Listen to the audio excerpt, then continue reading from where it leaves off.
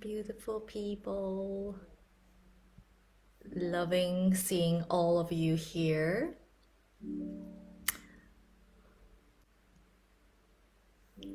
I'm just gonna give a moment for things to start streaming and notifying all the good juicy stuff that social media does. Hello, welcome, welcome.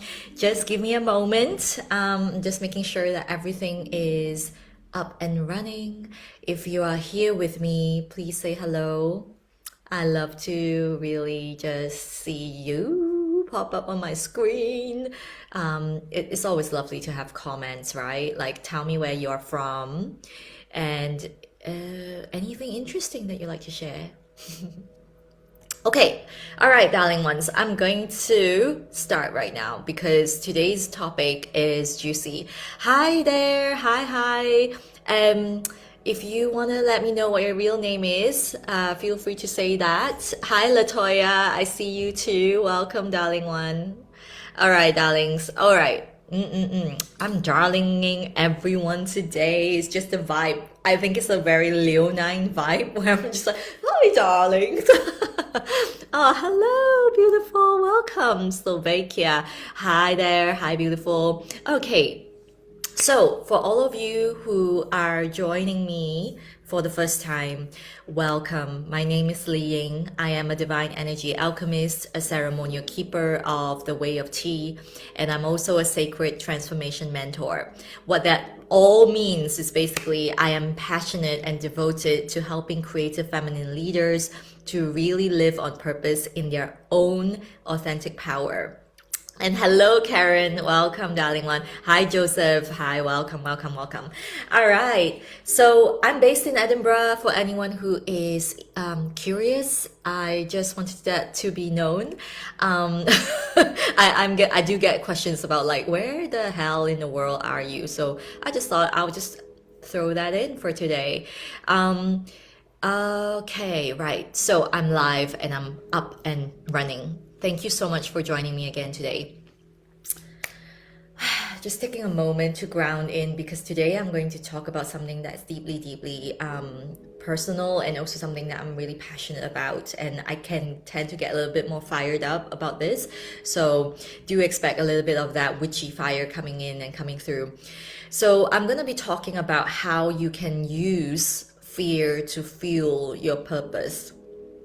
And first and foremost, I just want to ask who here feels that they are being tied down by a certain sense of fear, like whatever that fear is, however it comes up for you. Who here feels that they are being tied down by a certain sense of fear in their lives?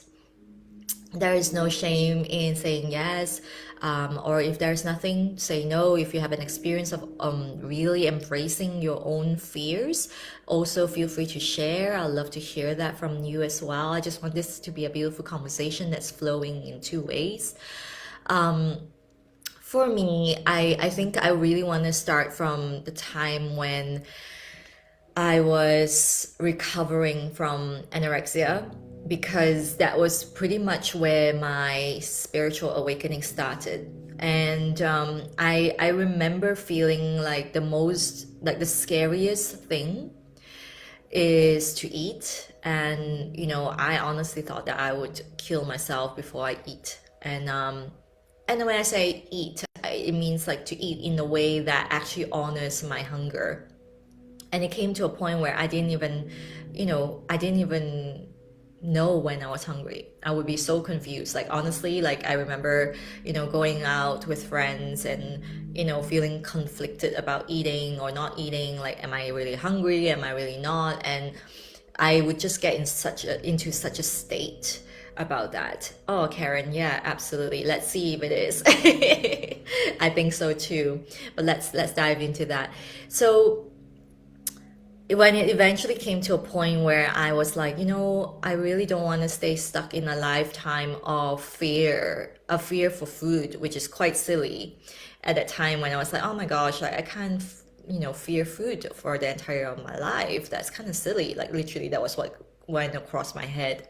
And so I devoted myself and I made a vow. I said, I'm going to recover no matter how scary it gets.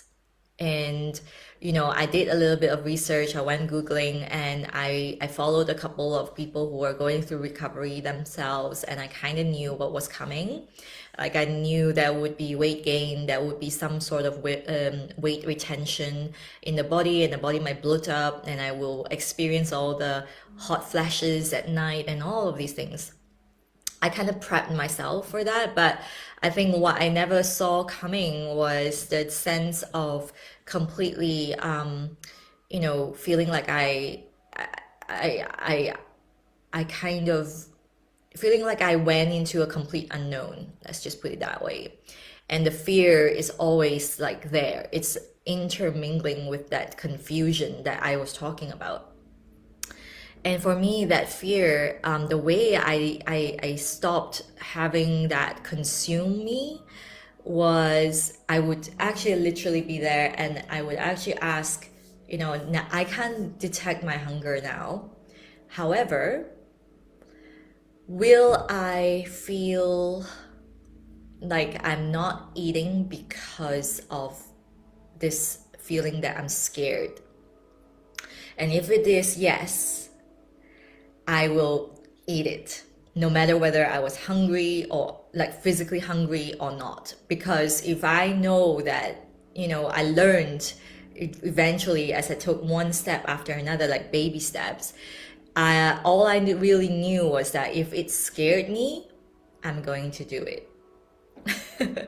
And that is how I started that sense of like, oh, okay, rewiring my brain to tell that to really, and also to regulate my nervous system at the time, to come back into a sense of safety again in my body, because I was so disconnected from my body that I completely lost touch with that bodily sense of anything, including hunger, which is probably one of the biggest, easiest way of sensing whatever feelings that are coming through in our bodies, right? Like you're hungry, you eat, you need to pee, you pee, right?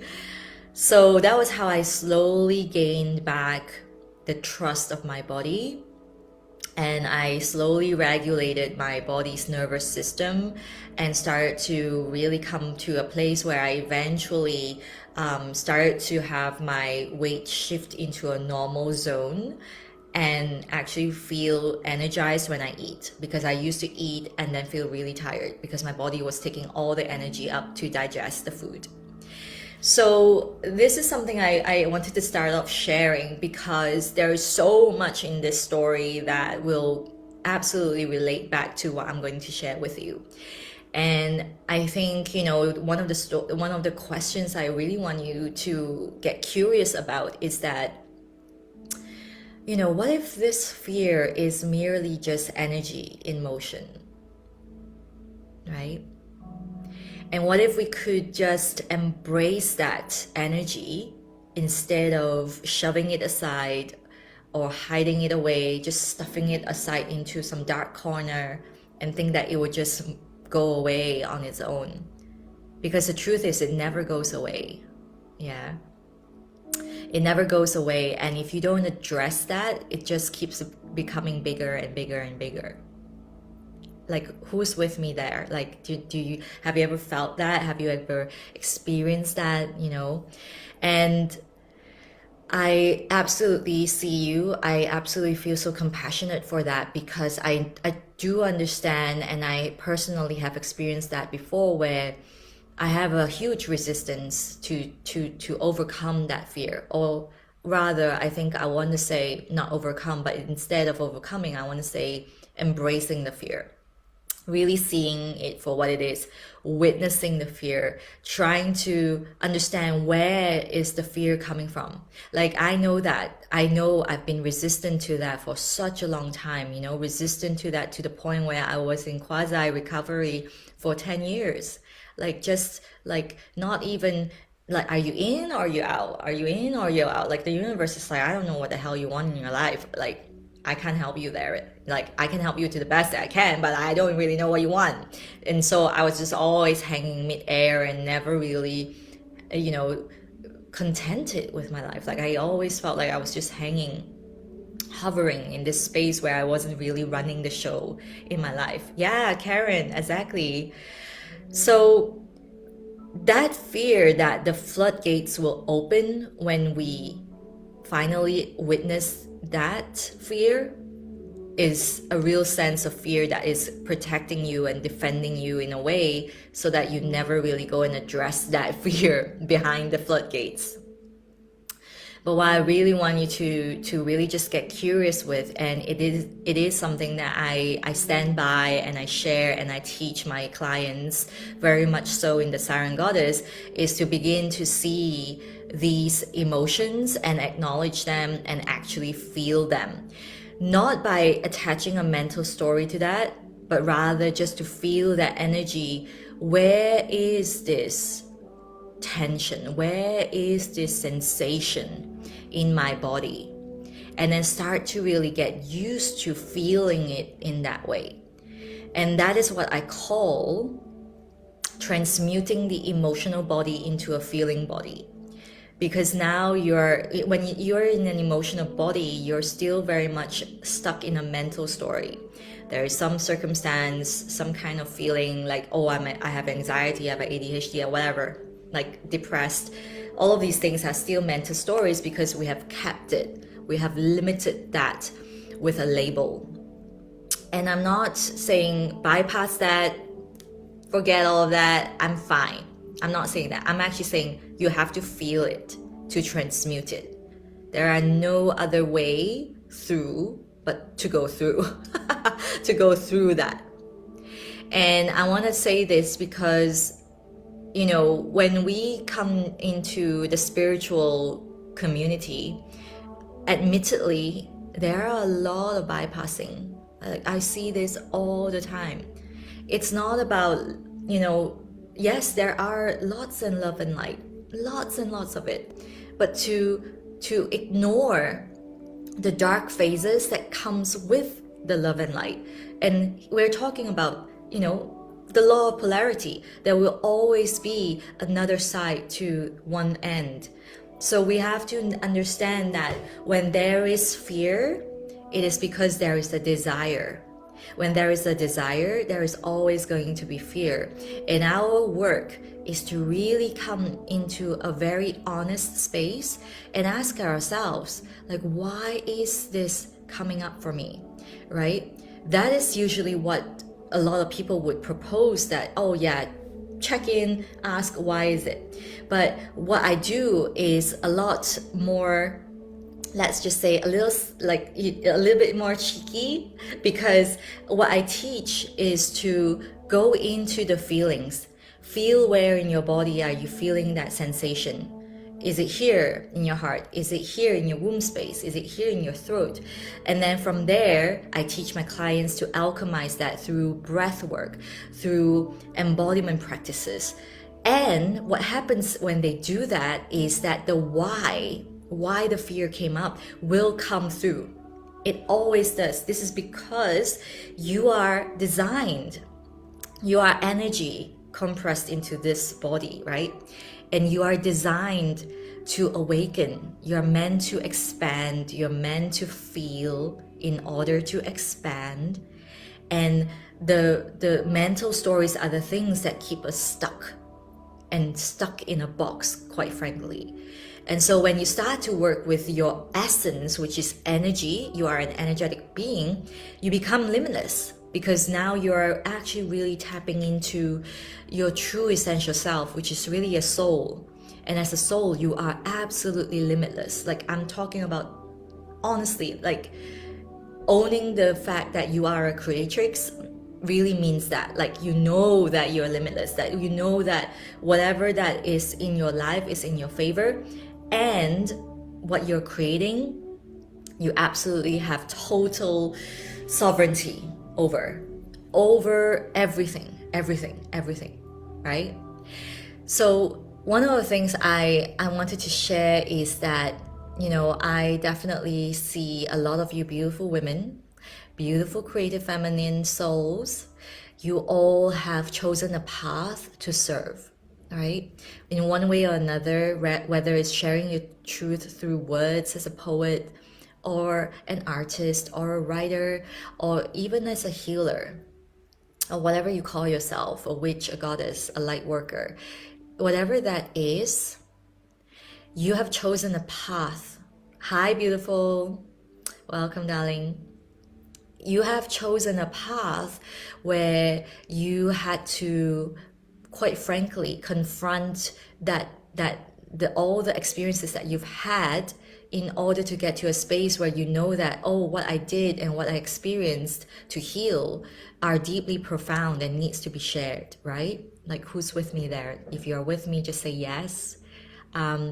And what needs to be understood is that, I from my personal experience, guys, like mentoring support, like mentorship is exactly what is essential and truly non-negotiable, because a lot of people, I would say majority of us, have forgotten how to really work through the fears and the griefs and the wounds that we have carried and, quite frankly, inherited and conditioned with and programmed with.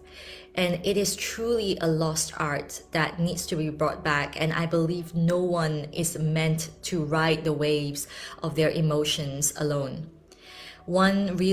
Anyone, like all of us, we must be taught, and there is no shame in that. Like, I still apprentice with my mentors and teachers because I know there's so much more that I don't know.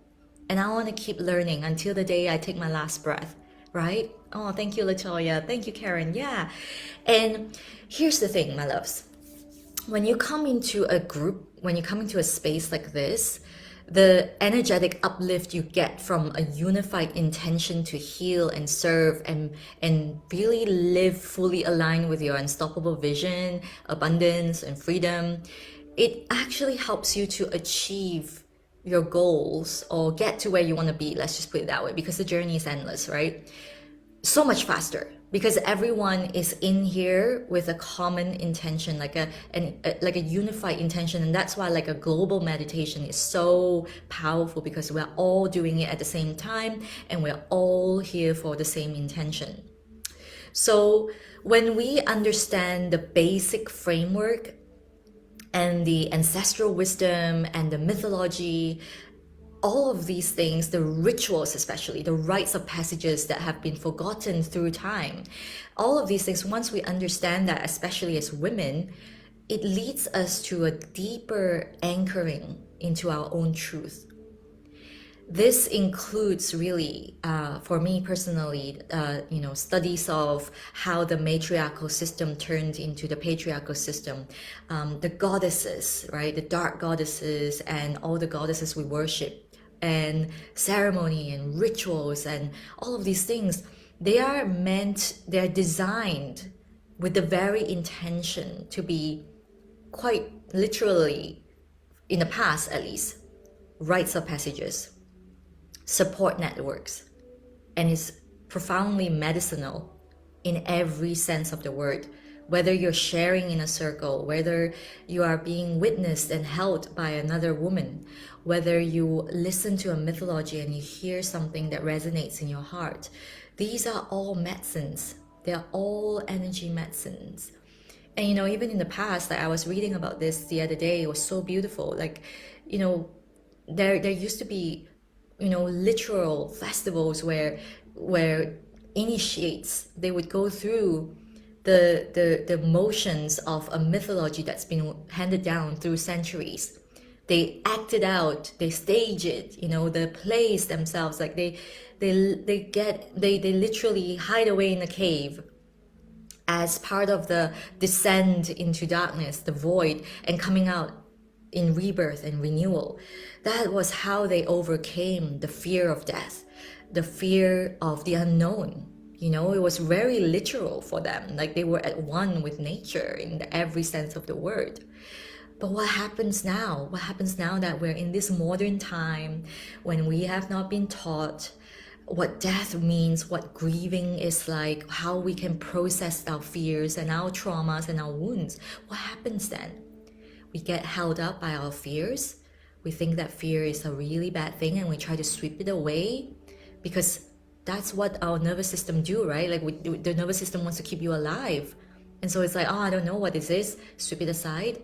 And the more you sweep things aside, the bigger it becomes on this corner of the world. And you're like, I don't want to look at it, until the point where you are forced to look at it. And that is when all the things you feel like, oh my God, the dark night of the soul, or, shit happening, our sudden loss, endings of relationship, getting fired, whatever it is, all of these things that happen. And then most people in the world fall into deeper depressions because they don't understand how to manage this, how to move through these things. And so I'm here to change that. I'm really passionate about this. And I want you to know this because as a creative feminine soul, I am pretty sure you're a very sensitive and empathic person. Yeah. I'm pretty sure that is. Like, I don't even need to put it out there. Like, I just know this because without that, you wouldn't even be like identified with being creative and feminine and a soul.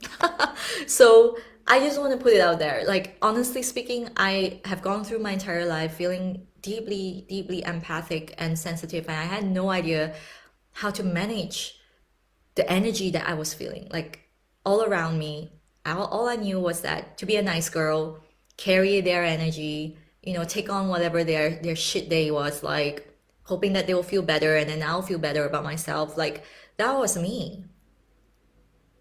And I realized that that's not the way I want to live. And I started to seek out what it is that's causing me to feel that way. And I realized that it is a total loss of identity. It's totally, giving myself away, giving my power away completely to another source, outsourcing my happiness, and so I said, no more, I need to come back. And what led me down to this is really to embody the energy that I truly feel that is true in me.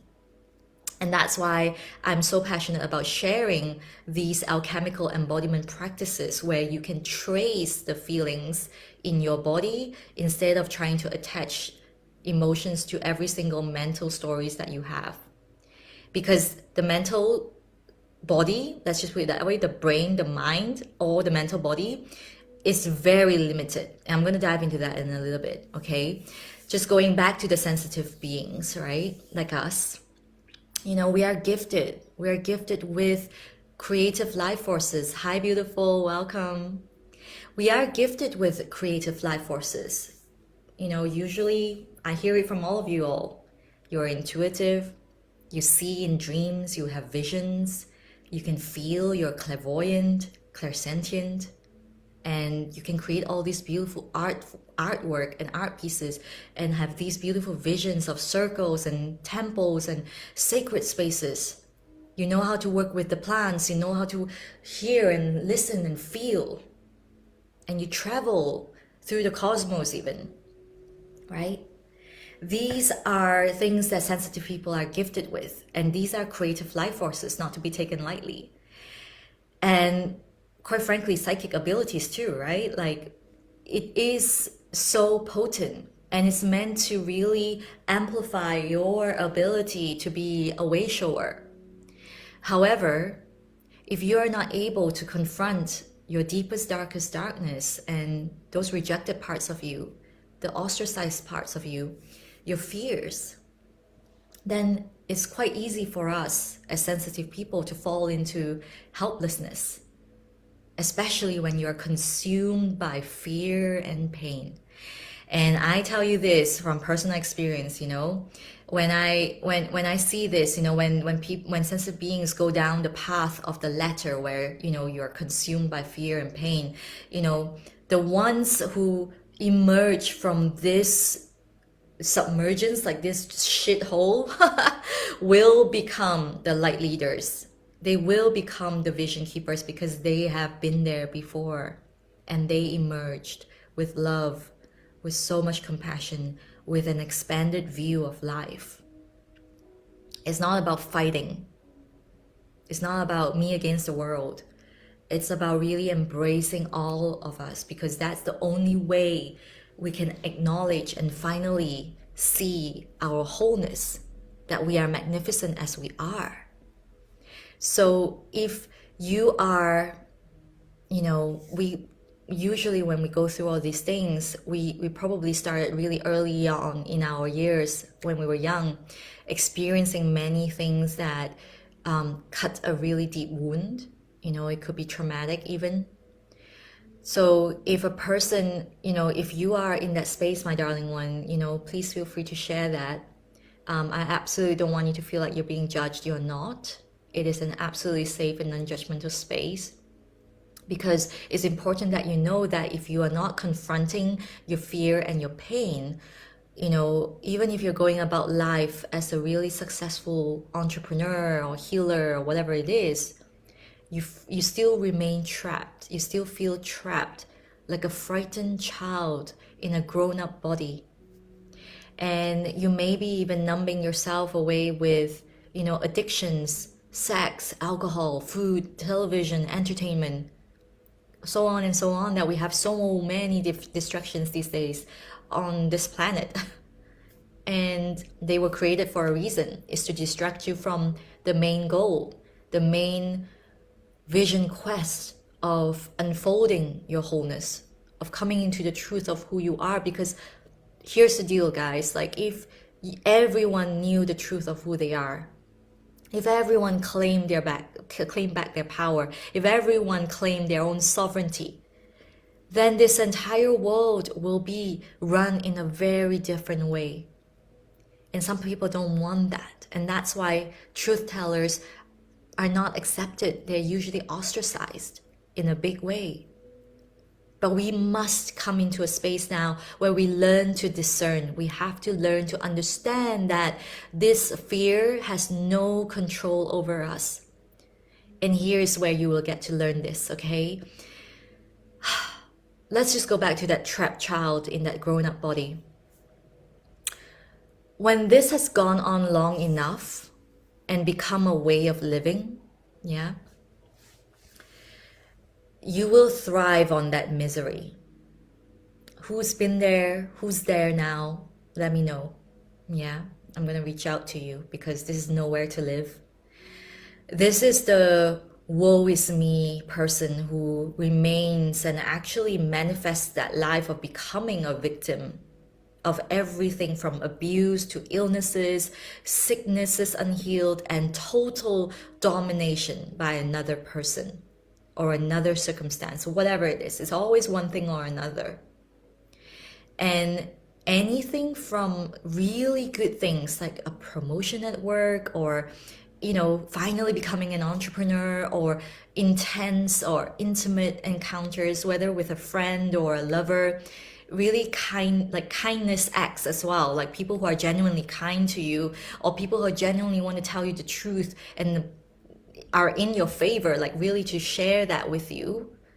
All of these things can actually plunge you, if you're in that victimhood state, into a place where you see this as a dangerous place to be, and you get more confused and you get threatened, and you're like, oh my god, the world is against me, because you have not confronted your own inner emotional world. And that is why everything that feels genuine feels dangerous to you, because it requires you to open up your heart, and that feels dangerous. And I talk a lot more about this in the work that I do with my clients. But basically, your consciousness and your subconscious are two minds, and they're not talking to each other anymore, because there is a trap door that's slammed shut and is stuck. And my work is really to help you to alchemize what's going on beneath and start to really open up the trapdoor. And there is a way that I do this with my clients through the body, that we can actually, alert the body to make this the priority, because everyone, your body's priority is survival. It's always survivorship. So it has no time to give to your subconscious wounds unless you say so. And so when you choose to, that's what we are going to do, is like give that the priority, and then it will release the trapdoor and it will spring open, and anything at the same vibrational frequency will spring open as well. And then you start to feel energy flowing through, and you start to feel like a different person. You feel like yourself again. It's like amazing. It's amazing work, and we don't even need to go through therapy to do that. Yeah.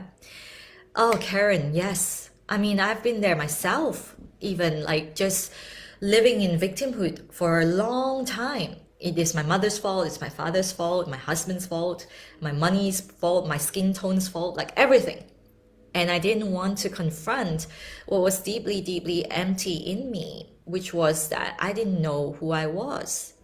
And I didn't have that power. I didn't believe that I could take back my power until I said, I'm going to do this whether I die or not, like literally, because my ego had to die. My ego had to be put to rest for me to finally learn that everything in my life is not against me. I'm not the black sheep. I'm not rejected. I get to choose to see what the world is going to do to me or for me, right? It's either to me or for me. And I choose to see it as for me. Everything happens for me. And my life has never been the same since. Yeah. So it's important that I acknowledge that yes, there are traumas, there are wounds that cut really deep. I acknowledge all of this. And I've worked with people who have come with a lot of deep traumas that, I learned one thing, my love, is that if you are not choosing to heal, nobody can help you to do it.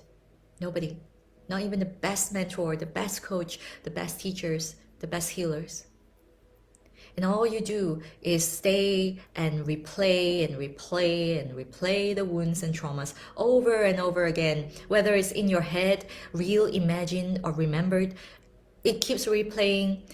And if there is no, commitment to embracing the circumstance, there is no commitment to actually transmuting these wounds and traumas into wholeness and purpose, then you will continue to put yourself in a place of self-abuse. And everything else that you bring in, it will be at the vibrational level of that self-abuse as well. And that's why you always see like certain people caught up in the same abusive relationships, the same kind of stories over and over again. Hi, Sabrina. Welcome. Oh, thank you, darling. Thank you. I love you. Love you. So what happens then? No confrontations of fear. Fear is still running in the background. Fear is still running the show because every decision you make in your life and the way you see the world is covered up, is veiled by these fears, right? There were no transmutation, no alchemy, no inner work done. What happens is that usually, a sensitive person usually would withdraw from life. I definitely did. I hid away for a long time. I built this fortress around me. I had no friends. I didn't want to see anyone. I was like, you know what? I don't need anyone. I can be on my own. I don't want to be hurt again, because if I love someone, if I've become a friend to someone and I actually adore them, then I will be hurt. Like that was the subconscious dissonance that was running the show in my background. That was my fear, actually speaking. But it became this whole gigantic like ego thing where like, I'm strong, I'm good, right? So we have to be so aware of that. And these are the things that I would absolutely initiate you in if you're working with me. Because withdrawal from life is truly a defense mechanism. It is against the world. It's not with the world. And you're separating yourself further and further away from everyone else, that, all you think about is like, okay, I'm going to be hurt. I'll be taken advantage of. If I put myself out there, is that I'll be destitute, or like I will be, like someone will just cut in and take everything away from me. Right? The truth is, and I say this with compassion, the truth is that yes, the fear was never transmuted. And their inner world, anyone who's experiencing this, I can tell you, is that your inner world is still haunted and still constricted by the past. It's absolutely still there. And it is actually nowhere near as safe and secure as you think it is. It's it's the same projection of what you are getting outside in your outer world, because that is, if that is your system, if that is your belief system, that is absolutely reflected back to you in your world, 100%. Right? It's not an easy thing to swallow, but I just want you to get curious and really check in and see, okay, well, this is how I'm seeing the world. Like, am I seeing the world inside of me like that too? Like, do I have zero trust for myself? Most of the time you will probably say yes, because I've been there, I know, right? And hiding behind that fortress, I had nowhere to go. Like, I really didn't have anywhere to go. I didn't have anyone I could think of to turn to, because I was playing out that victimhood story of that I'm a black sheep, like nobody understands me, right? So eventually this will create that separation. Yeah, I felt really, really so separate from the world out there. And eventually, and quite frankly, maybe already, it will torment you until you can decide to finally say, oh, this is done. I had enough. And then you will start to figure out ways to break free from this and seek for the help, maybe. Some lucky ones, some not so lucky ones. You know, we all, like, I just want to be really honest about this, because it is a very, very dystopian place to be in. When you're in that place, a lot of things, when you see them, they are very distorted. They're very, very, very dark and distorted. And there is no sense. Sometimes I remember feeling this, like there was no sense of light coming at the end of the tunnel, even. But like one of the, actually it's funny, I am just remembering this. One of the crystal tone healers that I used to visit when I was going through a really heartbreaking, relationship, and also the breakup that came after. I remember him saying to me when I told him about all these things, like I was like, oh my God, he left me and he never contacted me again. Like, what did I do? What did I do wrong? It's all my fault. Like, oh my God, maybe I shouldn't love anymore. This is so hard. Like, loving people is so difficult. I remember him telling me that he just said to me, like, he just smiled at me and he said, you know, I really believe that the universe loves you so much. Like, I remember him saying that, because I was like, I have no idea what you're saying. Like, I have no clue. Like, how can the universe love me and give me so much pain? And I remember him saying, like, yeah, I have absolute certainty that the universe loves you so much, because it is giving you this lesson, such a big lesson, and you're going to thrive. You are going to live to tell the truth of it. You're going to live to tell the story of how you moved through this and grew from it. At the time, I had no idea what he was saying. Like, I was like, I don't know what the hell, like this woo crazy dude. And then I started to break, I started to break completely apart. Like, I wasn't spiritual at the time, but I started to really look into all these things, and I was, it was quite an interesting time, because I was exposed to a lot of spiritual things at that time when I was working as a beauty editor. And it's so beautiful, because from there I took another step and another step and another step, and I finally sought for the help that I needed. I started to be surrounded by a community that resonated with my thoughts, resonated with me as someone who who started to see that life is not linear. Like, there are many, many realms. And we are obviously, like I always say it now, and I believe it 100% in my heart, we are absolutely multidimensional beings. Whatever that you desire is because you have seen it, you have felt it, And now it's your opportunity, it's your time now to breathe that into life in this dimension. That really is it. And your work is to alchemize those fears and feel your purpose with that. It is absolutely your one job. Like, really, forget the whole strategy of how and what. It really is this every single day, living and breathing, like really coming into a space of being really honest with yourself and learning how to sense and move those energy through. That is the beauty of this work, because now you're no longer stuck in a mental story, right?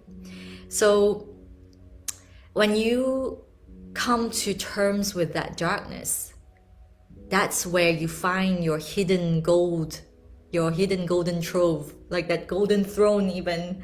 And you see it and you're like, yes, I'm gonna claim my throne. That is my throne. I'm sitting on it again.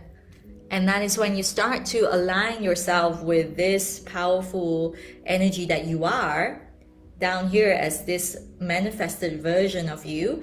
And then you bring that to life with ease and peace. Ease and peace and grace. Because it really is. And I don't want to sugarcoat it. It's not something that I think, I definitely think that it needs to come with an amount of accountability. It needs to come with an amount of instructions. And that is why I say mentorship is 100% non-negotiable, because you need to work with someone who knows how to move through those spaces, and also to hold the weight of that emotion. Because it's true, like it really is going to move so much faster when you are working with someone who knows how to hold that container. When you do it on your own, I mean, I've been there myself. I used to think that I could do it on myself. It takes a longer time, one, and also it's so much easier to just give up and think that you're so alone in this world. And it doesn't have to be that way, It's a choice. You get to choose. And this quest is really a quest into the underworld. It is a quest to reclaim your sovereignty and authentic power. And that comes from understanding and seeing, like witnessing for yourself, so that you learn how to master the art of living with the unknown. That is why the ceremony comes in, because now you have the rites of rituals that oh, this is why we had to have that as ancient ones. They all had that rites of passage and rituals, because it taught them how to move through these unknown and to move through that passage where you had to let your ego die and then come through as a transformed, renewed, rebirthed self. And it often happens in a time, for all of us, when something is suddenly taken away from us and we don't know what to do. And like I said at the beginning, when you learn and you understand, you will move through these things, understanding that they have a bigger meaning and that they are unlocking a bigger pathway for you. Like 100% of the time is to unfold more of the truth of who you are here, your true essence as a cosmic being here. Not when you take your last breath, my love, but right now. And you can live it and you can breathe this and be living on purpose now. Not when you're dying, not when you're too old to lift a finger. No, like now. Live your best life now. Like it's not a fluke. It's really just this, like feeling all the feels. The hashtag feeling all the feels. So when you are going through all these sudden losses and changes and you're like, I don't know where I am right now. I just don't know who I am anymore. Great. Come into that moment of transition, because this is really an invitation where you're asked to descend into the void, and you start alchemizing all those things you haven't processed into your purpose. And those things, they always come packaged in fear, always. But actually this fear is really here to be alchemized. It's here for you to see what you're ready for. And fear often comes in that butterfly in the stomach feeling. And people tend to say, oh my God, that is so scary. And then you just turn away and you get into this fight, flight, freeze response. But really, it's a fucking amazing indication that your mind is ready to expand. Your mind is like, I feel it. Like, and your work is to really go into that space, take the hand of the dark goddess, let her guide you, let her be your guardian, go through the passageways in your unconscious, and eventually unearth that vision of rebirth and transformation. That's what it is. That's what it is. That's what I do. That's what I help my clients through. I want it to be, I've always wanted it to be a lush and transformative space of mythopoetry in motion, ceremony, working with energy medicine, getting into embodiment practices, remembering who we are as women, root into rise, right? So absolutely, there are many other ways to do this. And mostly what I see is, though, it's through the mind. And that is why I say it's very limited, because there is so much beyond the mind that is not tapped, like it's untapped yet.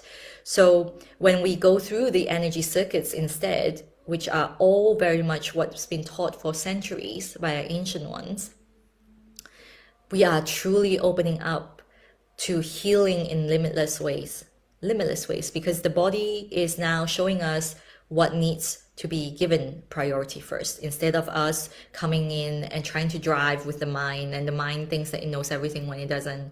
The mind only knows what it knows, right? So that's why I love working with these bioenergetic methodologies, because it brings the body into a state where it has no choice but to show you and give you, and your work is to cultivate and harness that intuition to understand what it's saying. And it's so beautiful, because in a ceremony, like I see this with my clients all the time, when they do this work of sitting in ceremony and sitting in their own vortex of stillness, communing with tea. Tea is nature. And so when they start to commune and understand the art of the way of tea, they learn to become nature again. And when they do, they actually start to activate their intuition. They get deeper into themselves. They start to hear what they are actually about. Like, they hear their soul calling, and they go out and do it with peace and grace and ease, because now they are coming back into peace with themselves. Do you understand where I'm coming from, guys? Like, I know I'm like waffling on a little bit here, but I really want you to understand that it's absolutely beautiful, because now you are moving into the other side of the veil. And on the other side, there is a world steeped in abundance. There is a vision of unbridled freedom. It's just right there across the veil. Right there. So, my loves, I'm all about that gorgeous energy medicine and all the things that are multidimensional.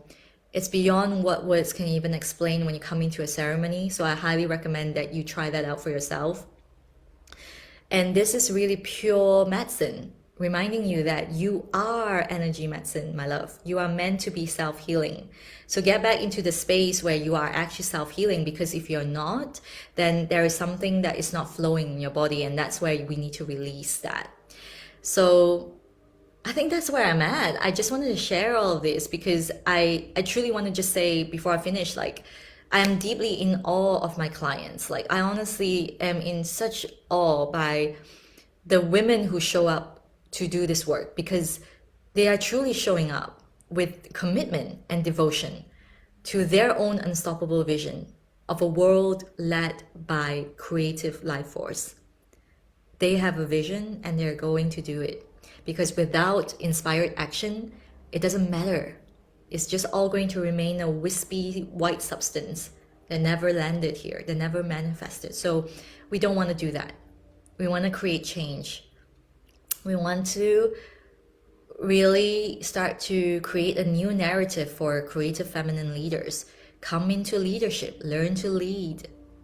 Learn to lead with love, lead with your yin energy, working with the yang energy of the masculine, because everything is meant to work in harmony. And so If this is something, my love, that you are absolutely intrigued by and you're like, oh my God, I want to try this, I want to learn more about this, just apply for a sacred transformation call with me. We can chat about where you're at and how we can actually do the work for you. And if you decide that you want to work with me, we can chat a little bit more about that. I do have a few spots opening up in August. And I myself, I'm going on a pilgrimage in August where I will be back home in Malaysia. I'll be sitting with all my teachers and my mentors. I'll be deepening my own studies and I will be raising my prices because I know that I will be working with so much more capacity and we'll be tapping into a lot more realms and deeper knowledge of things untapped. And so if you're a client who signed up with me already, you're really lucky. But if you are still sitting on the fence, feel free to take advantage of this Lionsgate portal special that I'm hosting right now and book a call. And let's explore how we can work together. Let's explore how we can use your fear to fuel your purpose. Okay? Okay, my loves. I think that's it from me. I send you all so much love and blessings to all of you. Have a beautiful weekend. I'll see you on Monday for a divine healing transmission. Until then, as always,